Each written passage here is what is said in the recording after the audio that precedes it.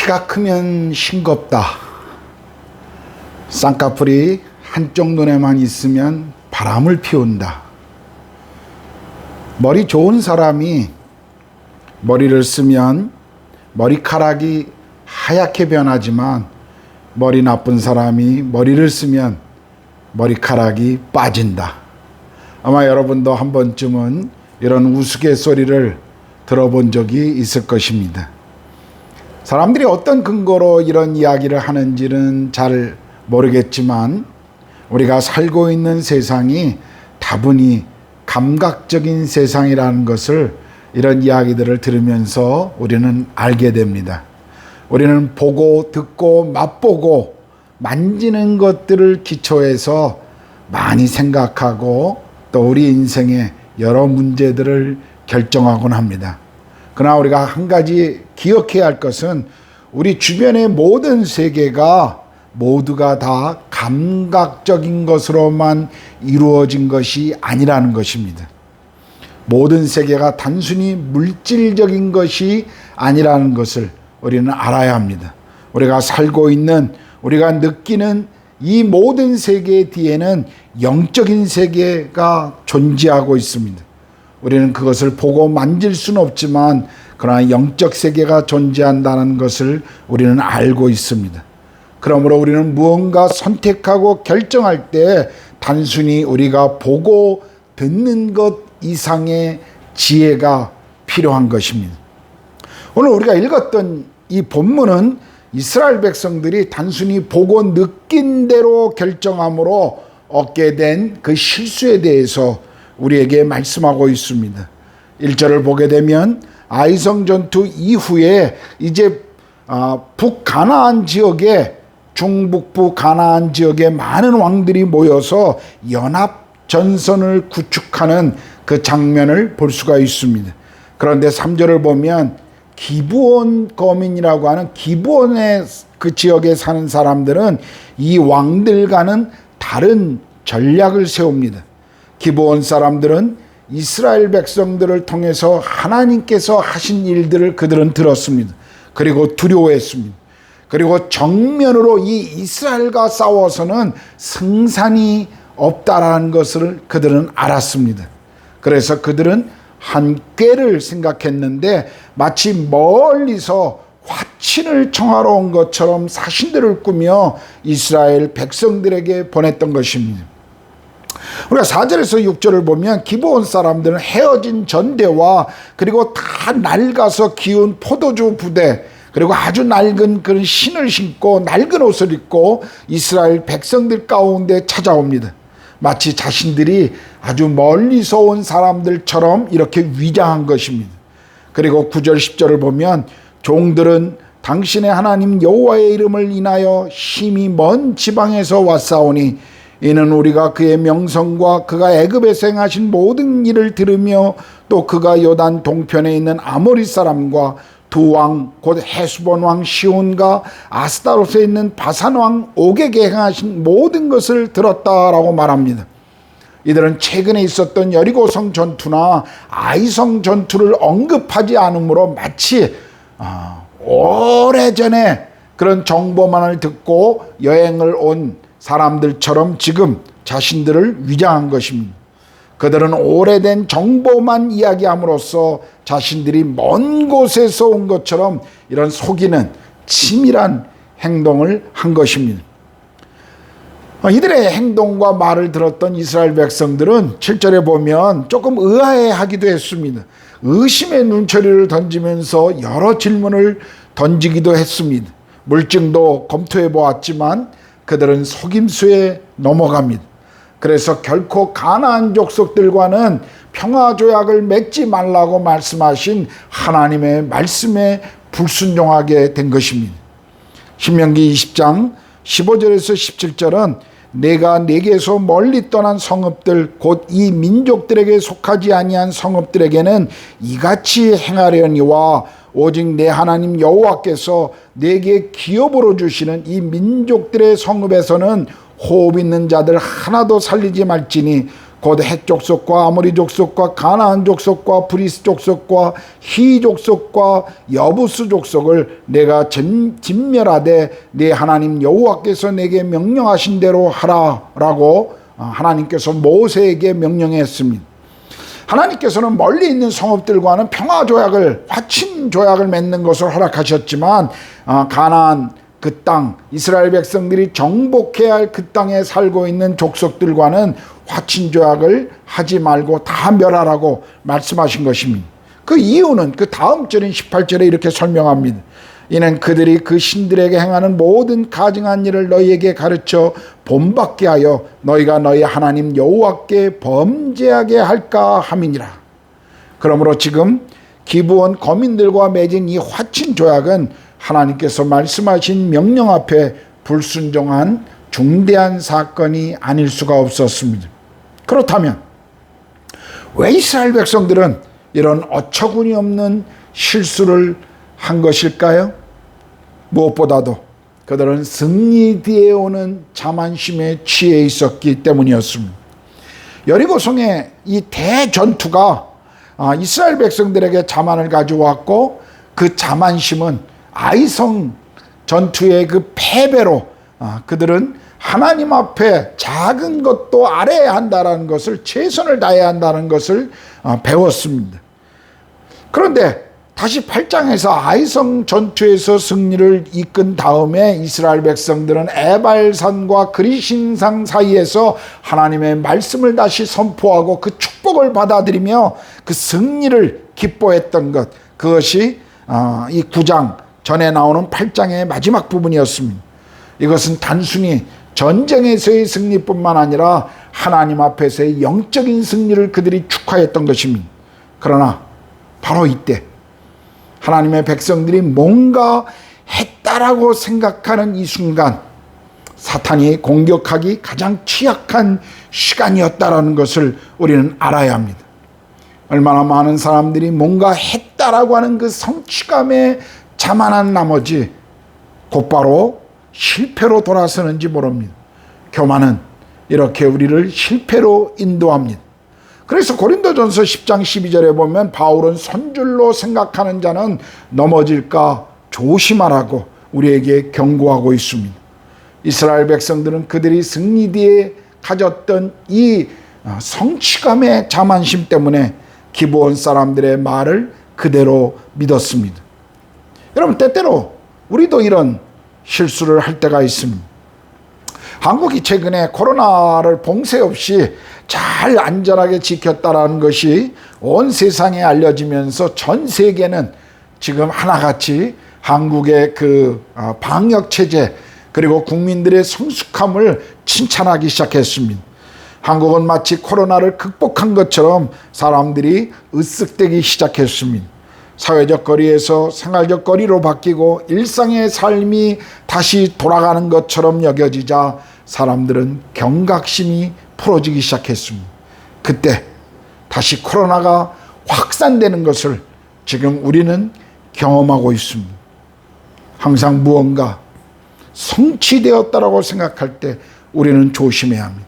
너무 일찍 샴페인을 터뜨릴 때 그 뒤에 찾아올 수 있는 실수를 우리는 늘 경각심을 가지고 조심해야 한다는 것을 잊지 말아야 합니다. 그러므로 우리는 늘 깨어 있어야 합니다. 늘 겸손해야 하고 늘 승리 뒤에 오는 이 자만을 경계해야 합니다. 우리가 특별히 하나님의 역사하심과 영광을 보게 될 때 우리는 특별히 더 겸손해야 합니다. 또 한 가지, 이들이 이렇게 어처구니 없는 결정을 하게 된 이유가 있다면 그것은 그들이 하나님께 기도하지 않았다는 것입니다. 여기 14절, 15절을 보겠습니다.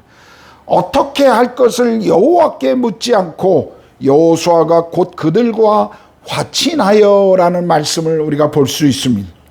여러분, 왜 이스라엘 백성들은 여호수아는 기도하지 않았을까요? 8절입니다. 기브온 사람들이 우리는 당신의 종입니다 라고 굴복하고 들어왔다는 데 이유가 있어요.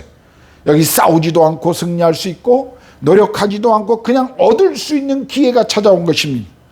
또 주변의 모든 족속들이 지금 이스라엘의 적이고 반대자인 이 세상이었지만 이들은 알아서 지금 이스라엘 공동체 안에 종이 되겠다고 기어 들어온 사람들입니다. 만약 그들이 칼과 창을 가지고 왔다면 이스라엘 백성들은 경계했을 것입니다. 그런데 그냥 알아서 자신들이 찾아와 종이 되겠다고 하니 한편으로 생각하면 얼마나 고마운 사람들입니까? 그래서 이스라엘 백성들은 이 사람들이 멀리서 온 것 같고 또한 전쟁 없이 그냥 노예를 얻을 수 있는 이 기회가 찾아왔다라는 생각 때문에 그들은 단순하게 생각한 이것이 잘못된 결정을 내리게 했던 것입니다. 그래서 그들은 기도하지 않았습니다. 하나님께 묻지 않았습니다. 여러분, 여호수아와 이스라엘 백성들은 그냥 보고 듣고 느낀 것을 따라서 자신들의 생각이 합리적이고 실용적이라고 생각해서 그냥 그렇게 결정했습니다. 그들은 이런 결정쯤은 그냥 우리가 내릴 수 있는 것이라고 생각했기 때문에 하나님께 기도하지 않았습니다. 그러나 곧 이들은 이 결정이 실수한 것이며 잘못된 결정을 했다라는 것을 알게 됩니다. 여러분, 우리는 종종 우리도 내가 할 수 있다라고 생각하면 잘 기도하지 않습니다. 특별히 모든 것이 잘 진행되고 있다고 생각되면 기도하지 않는 것이 일반적인 우리의 버릇입니다. 우리가 이해할 수 없거나 힘든 일이 생기면 기도하지만 내가 이해했다고 생각되거나 내 힘으로 이 정도는 할 수 있다라고 생각하면 우리는 보통 하나님께 기도하지 않습니다. 우리는 인생의 큰 어려움 가운데 기도해야 합니다. 그러나 우리 인생의 모든 것이 잘 되어가고 있다라고 생각되어질 때 그때가 어떤 의미에서는 더 기도해야 할 때입니다. 어떤 의미에서는 모든 것이 잘 되어가고 있다라고 할 때 우리는 더 기도의 자리로 나아가야 하는 것입니다. 우리는 범사에 기도함으로 주님을 신뢰하는 것을 배워야 합니다. 여러분의 인생의 진로나 또 결혼이나 어떤 중요한 결정들을 할 때마다 주위에서 자신의 힘으로 서둘러서 결정하라고 소리칠 때에도 모든 문제를 우리는 주님께 가지고 오는 것을 배워야 합니다. 주님은 여러분이 아는 것보다 여러분 자신, 여러분의 삶을 더 잘 아시는 분이십니다. 그리고 아시는 것뿐만 아니라 그분은 여러분 삶에 관심이 있으시며 여러분의 삶을 인도하기 원하시는 분이십니다. 그러므로 서두르지 마십시오. 자신의 가지고 있는 지식이나 경험으로 의지로 결정하려고 하지 마십시오. 여러분, 지금 이스라엘 백성들은 아이성의 교훈으로 이미 하나님께 묻지 않으면 안 된다는 그 교훈을 학습했는데도 불구하고 경험했는데도 불구하고 그들은 잊어버리고 또 마음대로 합니다. 계속 잊고 있었습니다. 불과 얼마 전에 경험이었는데 그들은 잊어버리고 있습니다. 그런데요, 생각해보면 그게 오늘 우리의 모습 아닙니까? 우리도 하나님의 사랑을 그리고 그분이 우리 인생 가운데 베풀어 주셨던 은혜를, 그분의 축복을 매번 우리는 잊고 살고 있습니다. 그러므로 우리는 하나님의 뜻을 잊지 않기 위해서 매일매일 주님을 만나야 합니다. 만나지 않으면 우리는 잊어버리기 때문입니다. 종종 하나님께서는 우리에게 어려운 일을 허락하셔서 기도의 자리로 나오게 하십니다.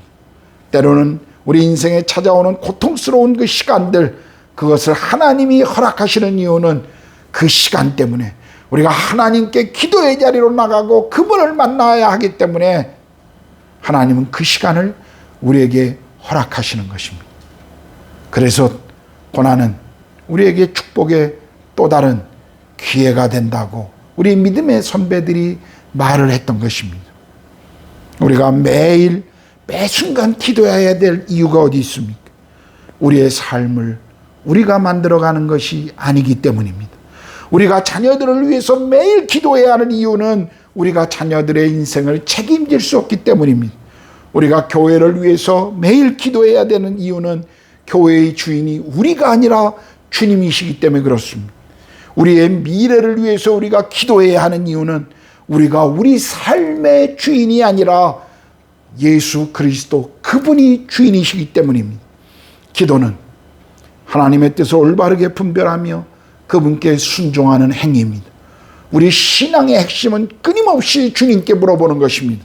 그리고 주님이 말씀하실 때까지 기다려야 합니다. 자, 오늘 여호수아와 이스라엘 백성들이 내린 이 결정의 결과는 무엇이었죠? 이제 15절에 보면 그들은 화친 계약을 맺었습니다. 평화 조약을 수립했고 서로가 이 조약 앞에서 맹세합니다. 그런데 16절에 보면 사흘길을 간 뒤에 그 이후에 그들이 그곳에 살고 있는 사람들이라는 것을 발견하게 됩니다. 이스라엘 백성들은 그래서 잘못된 결정으로 분노했지만 여호와의 이름을 걸고 맹세하고 세운 이 언약, 이 화친 언약 때문에 그들은 그들에게 손을 댈 수가 없었습니다. 그런데요, 오늘 말씀에서 흥미로운 것은 비록 잘못된 결정이었지만 이 결정을 하나님께서 책망하셨다라고 하는 기록이 없습니다. 여러분, 기브온이 멸망과 저주의 대상이었지만 하나님께 살려고 들어온 그 기브온 민족이었기 때문에 하나님은 그들을 살려주시고 계십니다.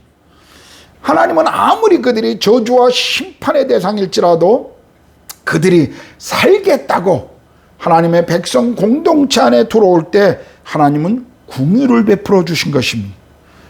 여러분, 니느웨에 하나님의 진노의 메시지를 가지고 와서 요나가 선포했을 때 그 니느웨가 사흘 뒤에 멸망할 것이라고 요나가 그렇게 하나님의 진노의 메시지를 선포했을 때 니느웨 왕과 모든 백성들은 다 죄를 뒤집어 쓰고 금식을 선포하고 하나님 앞에 긍휼을 구하며 기도하기 시작했습니다. 그럴 때 그때 하나님께서는 이 니느웨를 살려주시는 긍휼을 베풀어 주셨습니다. 여러분, 오늘 말씀처럼 기브온처럼 살려고 하는 자들 살려주신 것처럼 우리도 살려달라고 그분의 긍휼을 바라보고 기도해야 합니다. 코로나가 확산되어서 생명과 경제적인 어려움이 예상되는 이 불안한 시간에 우리는 하나님께 하나님의 뜻을 이루시되 진노 가운데도 긍휼을 베풀어 달라고 기도했던 그 하박국의 기도가 오늘 우리의 기도가 되어야 합니다. 우리가 하나님의 긍휼하심을 구할 때 주께서는 자비를 베풀어 주실 것입니다. 27절을 읽어보겠습니다.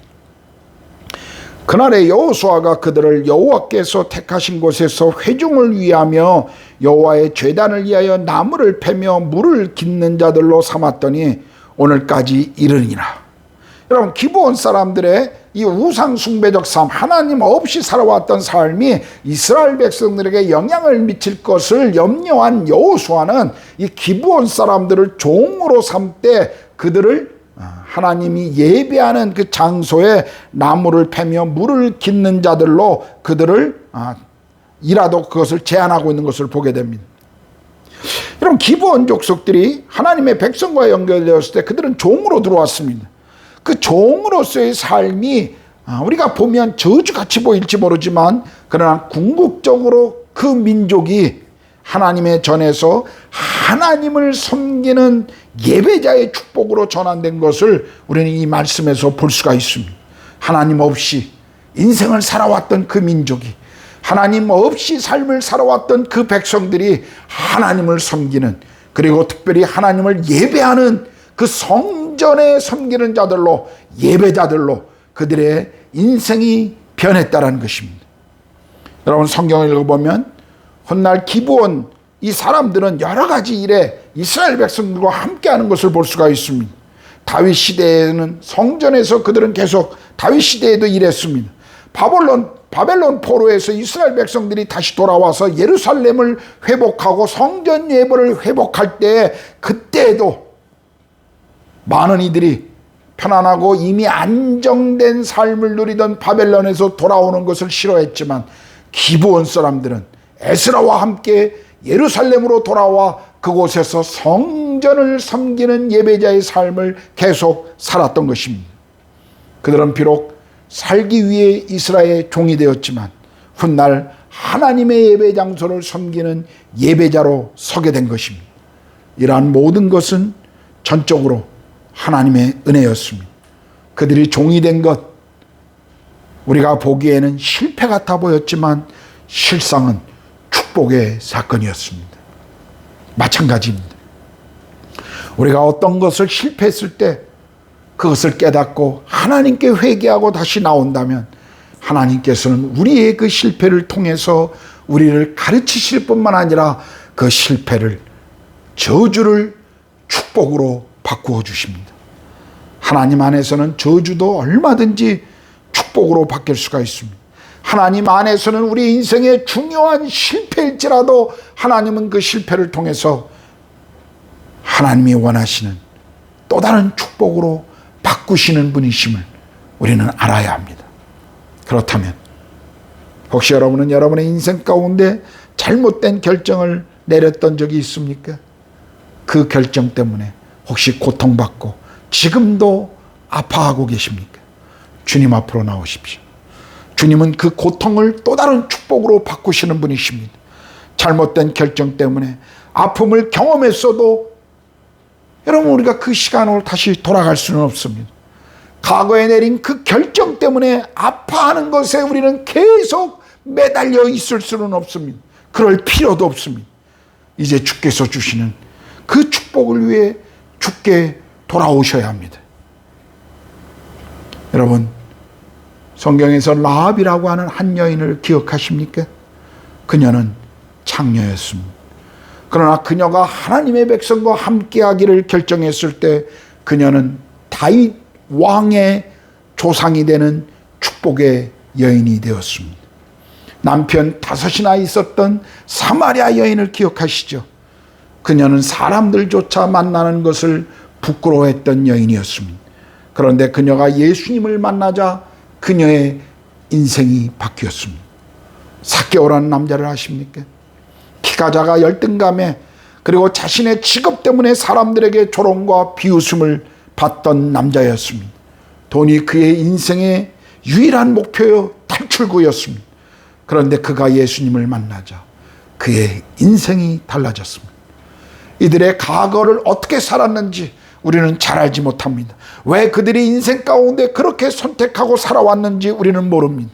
너무 외로웠는지, 자랄 때 주변 환경이 안 좋았는지, 부모로부터 나쁜 영향을 받았는지 우리는 그 모든 것을 알 수는 없지만 이들의 과거의 환경과 아픔을 우리는 알 수 없지만 한 가지 우리가 분명히 아는 것은 그들이 예수님을 만났을 때 그들의 인생은 결코 전과 같지 않았다는 것입니다. 과거의 저주가, 과거의 고통이 예수님을 만났을 때 축복으로 변했습니다. 자, 이제 설교를 마치면서 여러분에게 묻겠습니다. 여러분은 예수님을 만나셨습니까? 무엇보다도 우리가 정말 인생의 축복을 경험하려면 그분을 만나 그분과 동행하는 삶을 시작해야 합니다. 이것이 그 어떤 것보다도 먼저 중요한 시작입니다. 주님을 만나셨습니까? 그리고 여러분이 주님을 만난 그리스도인이라면 그분의 말씀에 귀를 기울이고 기도함으로 그분의 인도하심을 기다리십시오. 여러분 어려운 때, 이 고난의 시간, 이 힘든 시간에 어려워도 서두르지 마십시오. 급해도 빠른 길을 보지 말고 올바른 주님의 인도하심을 따라가십시오. 설사 실패했다 하더라도 그 실패를 통해 우리를 다시 회복하시는 하나님의 궁유를 바라보십시오. 실패를 축복으로 바꾸시는 이 위대하신 하나님을 만나십시오. 이것이 오늘 우리가 읽었던 본문을 통해 우리에게 주시는 하나님의 말씀입니다. 기도하겠습니다.